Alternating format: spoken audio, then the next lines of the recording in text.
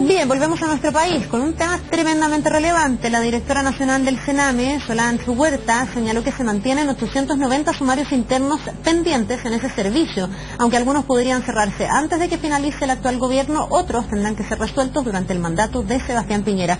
¿Cuál es la herencia, cuál es el legado, el balance que deja el actual equipo de la moneda en materia de infancia? Vamos a hablar de esto y nos acompaña para eso Marcelo Sánchez, gerente general de la Fundación San Carlos de Maipo. Marcelo, bienvenido. Hola, muchísimas gracias una vez más por estar con nosotros. A ver, quiero partir hablando del Sename y luego, si quieres, podemos ir tratando de ampliar a la protección de la infancia en general, pero en el Sename están los niños que necesitan la mayor protección por parte del Estado porque han llegado ya a estos centros y a pedir esta ayuda o necesitar esta ayuda porque sus derechos en su núcleo más cercano han sido vulnerados. ¿Cuál es el balance que queda? Tenemos estos sumarios abiertos, tenemos todavía centros cuestionados. ¿Cómo calificas la gestión en el Sename? Yo creo que lo primero que llama la atención es que cuando hablamos de estos 890 sumarios, uno tiene que hacer una relación muy básica y decir, mire, tenemos 1 de cada 7 funcionarios del Sename que tienen responsabilidad administrativa que están bajo un proceso de sumario, y cualquier institución que se encuentra en ese tipo de situación, donde 1 de cada 7 personas que deberían estar contribuyendo con su trabajo, que deberían estar, están sometidos a un proceso de investigación, claramente ralentiza cualquier cambio que uno quiera hacer, claramente impide que se hagan los cambios efectivos con el recurso humano con el que se está trabajando, con las capacidades de las personas que están adentro, que en su gran mayoría son gente que tiene historia, que tiene capacidades, que tiene... pero cuando una institución se inmoviliza a tal grado, donde finalmente no se da respuesta a esos sumarios, a esas investigaciones, evidentemente se hace muy difícil pensar cuál es la fuerza efectiva con la que va a partir el nuevo director de Sename, la nueva directora de Sename, cuando entre el nuevo gobierno. Y yo creo que ese es un primer elemento y una primera prioridad también. No pueden eternizarse estos sumarios, no puede entrar esta nueva autoridad y decir, mire, sabe que vamos a estar 6, 9 meses más investigando 890 personas. O sea, hay fuerza efectiva que recuperar ahí, hay cambios que se van a tener que hacer ahí, y por lo tanto se requiere contar con el máximo potencial de institucionalidad. ¿Eso significa, Marcelo, que esos sumarios en el escenario ideal deberían haber quedado finiquitados durante este gobierno para que en el fondo el traspaso sea lo más limpio posible, se pueda partir como con la situación más o menos saneada? No, de todas maneras. Uno puede entender que hay prioridades que son más urgentes que el hacer investigaciones. Pero cuando tú tienes un contingente tan importante de personas que están sometidas a una investigación, precisamente el no resolverlo impide el que ese contingente de personas esté enfocada en estas nuevas tareas o en las tareas que son urgentes. Entonces, en la práctica, un compromiso serio de gestión habría sido que durante estos 6 meses, durante estos 7 meses, esos sumarios tuvieran un curso efectivo. Hay estándares de investigación, hay estándares que la misma Contraloría pone en los tiempos de resolución de los sumarios. Ya, ¿y aquí ha sido demasiado lento entonces? Evidentemente. ¿Este gobierno podría haber entregado, a tu juicio, con el balance ya hecho, con los sumarios cerrados y la situación aclarada? Totalmente. Esto ¿cómo lo podemos calificar cuando sabemos que la crisis en el Sename, tú me dices, a lo mejor la prioridad no es hacer investigaciones, pero la crisis del Sename debiese ser una gran prioridad? Sí. No sé si la es. De hecho, uno ve toda esta celeridad de los últimos días y a mí me ha hecho bastante sentido gente que dice, bueno, así como se está anunciando una nueva constitución, así como estamos viendo si se cierra Punta Peuco o no, porque es algo que la presidenta dejó la puerta abierta, así como se avanza con urgencia en la ley de identidad de género, ¿por qué no se le ha puesto urgencia, por ejemplo, al proyecto para reformar el Sename? Hoy día, para los niños que están sufriendo las graves negligencias que operan al interior del sistema de protección, la mayor rapidez es eterna. O sea, en la práctica, el sentido de urgencia con que se debió haber actuado en la situación de Sename no ha estado presente. Es decir, cuando nosotros vemos de que han habido de repente buenas intenciones de dictar nuevas normas, de dictar nuevos formatos de operación para las OCA, etcétera, en los procesos licitatorios, y te encuentras con que finalmente 1/3 solamente de las licitaciones han sido adjudicadas, y que hoy día ya empiezan a cerrarse algunas residencias, y no en beneficio de hacer buenos procesos de revinculación familiar, sino claro, que si estuvieras devolviendo a esos niños a su familia en un entorno fortalecido. Claro, eso habría sido la lógica. Sacando a los niños para dejarlos a la deriva. Entonces, y mira lo que sucedió en Valparaíso, en el CREA de Playa Ancha. Entonces, Evidentemente aquí no ha primado el sentido de urgencia. Evidentemente acá lo que ha sucedido es que estos nuevos hechos tan duros como sumarios no resueltos, como licitaciones que no se adjudican, están agravando mucho más la situación. Y llama mucho la atención también porque el sistema de protección, tal cual se está planteando a futuro, es un sistema de protección que requiere una fortaleza importante en materia de intersectorialidad. Que va a radicar en el Ejecutivo aquella potestad que hoy día en gran parte tienen los tribunales. Y entonces tú te preguntas si va a existir esa capacidad de liderazgo y de gestión para hacer que esto funcione, para hacer que salud haga la pega, que no solamente basta con diagnosticar el estado de salud de los niños, sino que proveerles cobertura en materia de salud física y mental, o que en materia de educación, que con las altas tasas de deserción escolar que hay al interior del sistema de protección, ¿por qué no están funcionando los programas de reinserción educativa? O el Ministerio de Desarrollo Social, como los dispositivos que existen en el Chile Crece Contigo, ¿no podremos hacer algo por esas familias? Fíjate que cuando uno veía el análisis de los diagnósticos que el mismo Ministerio de Justicia el año 2015 levantó, había un 15,6% de los niños que estaban internos en las residencias que no tenían ninguna razón para estar ahí. Un 15,6. Muchas de esas veces era derivado de situaciones socioeconómicas, que perfectamente un programa como el Chile Crece o los dispositivos del Ministerio de Desarrollo Social podrían haber ayudado a esas familias. Entonces, acá actuar con sentido de urgencia supone el saber mirar cuáles son las prioridades, el poder resolver con inteligencia, el saber de que hay muchos niños que hoy día están en residencia y que no debieran estar ahí, porque hay un adulto responsable afuera con el que se podrían revincular. Ahora, me cuesta como entender por qué, si ya el tema del Sename se instaló a un costo muy alto, porque esto se instaló cuando vimos la muerte de Lisset, sí, y de ahí en adelante todo el escándalo público y todas las irregularidades, las violaciones a los derechos humanos de los niños, ¿por qué entonces no se ha priorizado? ¿Por qué no ha sido urgente? Si es que la crisis es tal que en realidad para cualquier director del Sename va a ser muy complejo, si es que Soledad Huerta, que es hoy día la directora, no tenía las competencias y no conocía el sector y por lo tanto era muy difícil gestionar, si es que es falta de voluntad política porque hay una indolencia nomás del Estado completo, pero sobre todo de las autoridades que son las llamadas a tomar políticas públicas en este sentido. ¿Por qué, Marcelo? Para también, a raíz de esa pregunta, que es como súper autoflagelante, saber qué es lo que hay que mejorar para que en la oportunidad de un próximo gobierno efectivamente este tema se aborde y ya no tengamos que estar hablando de las cifras que tú me das, de decir 1 de cada 7 funcionarios están cuestionados. Esto es una crisis. O sea, claramente hay elementos de gestión interna dentro del Sename que tienen que ser perfeccionados, que tienen que ser mejorados. Eso le da vuelta la capacitación, la asistencia técnica, el apoyo, la profesionalización, la autonomía, un montón de otros elementos. No solamente los estándares, no es solamente estándares de infraestructura, sino que estándares de capital humano. Pero hay algo que es estructural. Y que tal como tú dices, que mientras no se resuelva eso, venga Solange Huerta o venga cualquier otra persona con las más amplias facultades y capacidades, no lo va a lograr hacer si es que no está la intersectorialidad cuadrada en esto. Si es que salud, por ejemplo, cuando tenía las salas polivalentes, no esté cumpliendo con el rol que tenían esas salas polivalentes.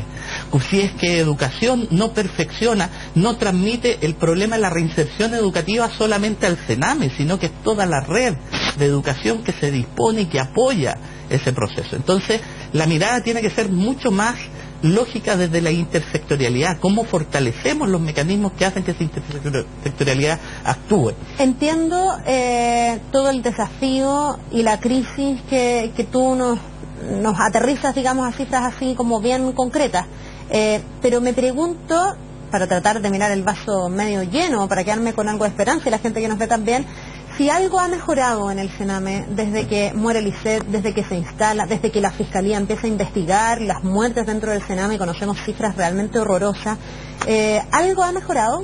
O uno podría decir, ¿sabe qué? Seguimos exactamente la misma crisis y todo este estupor público no se ha traducido en una real voluntad de cambiarle la vida a esos niños doblemente vulnerados, primero en su casa, en su familia y ahora vulnerados por el Estado. Sí, más allá de Sename propiamente tal, yo creo que la discusión se ha enriquecido en torno a varios elementos comunes. Hace 2 años atrás o 3 años atrás, cuando nos juntábamos a conversar de estos temas, nadie hablaba del derecho a vivir en familia, de la necesidad de desinstitucionalizar a los niños con programas de reunificación familiar. Hoy día estaba presente en los programas de los candidatos, estaba presente hoy día en las medidas que presenta el presidente Piñera. Pero eso es a futuro. Hoy día ya tenemos tribunales que están privilegiando la reunificación familiar. Efectivamente hay una mayor conciencia de los jueces también en esas materias, en también validar de mejor forma los diagnósticos. Los diagnósticos también eran gran parte de la problemática sobre la cual se tomaba una decisión de una medida cautelar y en la práctica significaba muchas veces injusticias tremendas, porque decía, por ejemplo, en algún diagnóstico que no tenías ningún adulto responsable que se hiciera cargo y los abuelitos estaban pidiendo la custodia del niño. Entonces, la calidad de los diagnósticos se ha puesto en foco. Se ha puesto en foco también la integralidad o el trabajo con la familia. Es decir, ¿qué es lo que hemos aprendido de esta crisis? O sea, que para poder resolverla tenemos que mirar a la familia no como un factor de riesgo, sino como un factor protector. Tenemos que trabajar con ella. La oferta programática de Sename también ha ido hoy día caminando hacia establecer ciertos estándares. Ciertos estándares que no van a ser factibles de desarrollar en la medida que tampoco cambies el sistema mediante el cual tú le pagas a los organismos colaboradores. Porque si finalmente tú les pagas por egreso administrativo y no por contrarresultado, que es lo clave, o sea, ver si el niño realmente superó esa vulneración y no volvió a ingresar. ¿Qué es que se pague por egreso administrativo? Lo que tú dices es que aquí, en el fondo, se debiese tomar la historia de este niño, saber que ese niño fue devuelto a su familia, que logró una estabilidad escolar, que logró una estabilidad en su estado de salud, y luego entonces pagar y decir, bueno, usted lo hizo bien, usted que nos apoya. Pero hoy día es como, yo tengo 20 niños y me dan 200.000 pesos por los niños y listo. Entonces, ¿qué discusión está de fondo y que no se ha dado? Nosotros en un par de ocasiones que fuimos al Congreso lo planteamos, que era la discusión clave sobre la cual empezar, que es cómo hoy día este sistema no resiste más análisis cuando la precariedad de la subvención, no solo por un tema del tamaño de la subvención. No es por cuánta plata necesariamente. No es por cuánta plata, si yo aumento la subvención, pero no vinculo a estándares de resultados, no vinculo esos pagos a que realmente se provoque un cambio efectivo en la realidad del niño, no voy a estar logrando lo que yo quiero. Y en la práctica, lo que se requiere avanzar hoy día es en un nuevo mecanismo de financiamiento que financie cada proyecto, pero que ponga en esos proyectos estándares claros y definidos de cumplimiento. Si eso no se aborda, y por eso que te digo que la ecuación no es tan simple como decir vamos a aumentar la subvención, sino que vincular los estándares a los resultados. Si eso no se aborda, primero no vamos a estar logrando el objetivo de proteger y de cuidar a los niños, pero segundo, vamos a estar haciendo que cada vez más esos estándares estén desacoplados con las exigencias reales y con la forma en que puedan prestar ese... Ahora, Marcelo, ¿necesariamente pasa el modelo por tener centros que colaboren con el Sename? ¿No se puede pensar en una red realmente del Estado fortalecida, donde sea el Estado el que pague los dineros que se requieren? Lo pregunto por eso, porque no está ese estándar de calidad, porque hay mucha disparidad entre un centro y otro. Hay algunos que a lo mejor son ejemplares en cuanto a cómo tratan a los niños, las condiciones que los tienen, y hay otros que son realmente una pena. Pero también aquí se han acusado negocios de por medio, intereses, de que en el fondo se transforma en un negocio que te pasen plata y después esa plata a lo mejor no retribuírsela a los niños. ¿Necesariamente uno tiene que externalizar el servicio del Sename o complementarlo? Yo creo que la magnitud es lo suficientemente amplia como para uno poder mirar, por ejemplo, qué es lo que ha pasado con los centros de administración directa. Tú te encuentras con que los centros de administración directa están en una condición tanto más precaria que la mayor parte de los centros privados. O sea, el Estado lo ha hecho muy mal como para pensar que el Estado lo hiciera bien tomando a todos los niños solo. Es difícil porque, mira, el Estado tampoco puede llegar a todas las localidades a generar centros que estén adaptados a las realidades más profundas. Entonces, acá la colaboración con el mundo privado es inherente, es necesaria, pero tiene que estar regulada, tiene que estar establecido en función de métricas conocidas, de resultados conocidos, y los que hacen bien la pega tienen que continuar en el sistema y los que hacen mal la pega tienen que salir del sistema. Pero tiene que hacerse en base a fortalecer estos estándares y a definir mecanismos de pago que estén asociados contra resultados. Mientras nosotros sigamos hoy día con el sistema precario de las licitaciones, de las subvenciones, el mercado tiende a concentrarse. Van a estar aquellos que tienen las capacidades instaladas y además tiende también a no poner el foco en el resultado específico de lo que quiero lograr con el niño. Y muchas veces algunas organizaciones lo que hacen es postular distintos programas complementarios que le van sumando a la subvención, pero que es ineficiente, porque finalmente tú pones una intervención con un tipo de modelo, otra intervención con otro tipo de modelo, a una misma familia, 4 o 5 intervenciones que finalmente lo único que hacen es que sea ineficiente, no tenga adherencia y no logre resultados. ¿Tú tienes fe en lo que pueda hacer el próximo gobierno? Se ha hablado harto, a mí me parece que ese es un punto adelante, digamos, pero puede ser solo simbólico, que ese siempre es el riesgo, de poner a los niños primeros en la fila, de priorizarlo. Sebastián Piñera, presidente electo, ha reiterado en cada entrevista que da que esta va a ser una de las prioridades de su gobierno. Pero claro, siempre queda la duda de hasta qué punto se está hablando mucho de la infancia y hasta qué punto se está haciendo mucho por la infancia, y de lo que se está haciendo, cuánto está atendiendo como a la necesidad real, que es esta probablemente. ¿Por qué lo pregunto? Y perdón que me alargue. Porque durante este gobierno a mí me ha resultado bien contradictorio ver que en otras materias de infancia se ha tratado de avanzar. Sí. Que se ha hablado aquí de una ley marco, de garantías generales, de que los niños tengan más participación, de ponernos al estándar de la Convención de los Derechos del Niño. Todo eso como en contradicción absoluta a que los niños más vulnerados de Chile no han recibido, a mi juicio y por lo que estamos conversando, la diligencia por parte del Estado que corresponde. Recién la presidenta Bachelet, en este anuncio que hace de nueva Constitución, uno de los ejes es la protección del Estado para sus niños. Uno dice, sí, pero tú lo puedes poner en la Constitución, pero si todos los días, porque me imagino que la Constitución actual también resguarda el derecho de los niños, pero si tú todos los días sistemáticamente desde el Estado vulneras los derechos de los niños, todo esto se transforma en algo medio simbólico. Por eso te pregunto, ¿cómo se va a hacer para que en el próximo gobierno, lo que ya es una manifestación de voluntad, que uno espera sea real, se traduzca en hechos concretos? En que algún día, digamos, por fin se solucionó la crisis del Sename, que ya lleva cuántos años y que es estructural. Le cargo la mano a este gobierno porque estoy haciendo el balance, pero esto es una deuda del Estado completo de muchos gobiernos para atrás. Sí. Yo creo que no, lo que no puede perder es la esperanza en esto. Y yo valoro los anuncios que se han hecho en materia de infancia, así como también valoro que durante el gobierno de la presidenta Bachelet se haya avanzado en proyectos de ley imperfectos, perfeccionables, que tienen muchas, pero que sitúa a la infancia en una nueva institucionalidad. Ya lo veíamos, por ejemplo, cuando analizábamos el defensor del niño. El defensor del niño pasa a ser meramente simbólico si no tiene representación jurídica. Hoy día solo 1 de cada 3 niños en el sistema de protección pueden acceder a un juez, y 1 de cada 4 tiene un abogado que lo defienda. Entonces el desamparo que tienen frente a la necesidad de justicia es tan alto que una de las prioridades debiera ser poder tener un abogado para cada niño que está en el sistema de protección disponible desde el momento cero, y un abogado independiente que puede establecer causas contra el Estado, y no como hoy día, que finalmente los abogados dependen del Estado y no pueden llevar causas contra el Estado, como lo que pasó cuando Daniela no pudo tener su trasplante. O sea, cuando Sename podría haber demandado, entre comillas, a Salud para ver bueno, no se puede hacer eso hoy día. Entonces esas son las reformas que hay que ir impulsando, reformas prácticas, poder garantizar los derechos, los mecanismos de exigibilidad. Una de las críticas matrices del sistema de garantías de derechos que se ha presentado como proyecto es que simplemente enuncia los derechos, los operacionaliza, y de la misma lógica que tiene la Convención. Eso no es ninguna novedad. Lo que es clave en un sistema de garantías de derechos son los mecanismos de exigibilidad.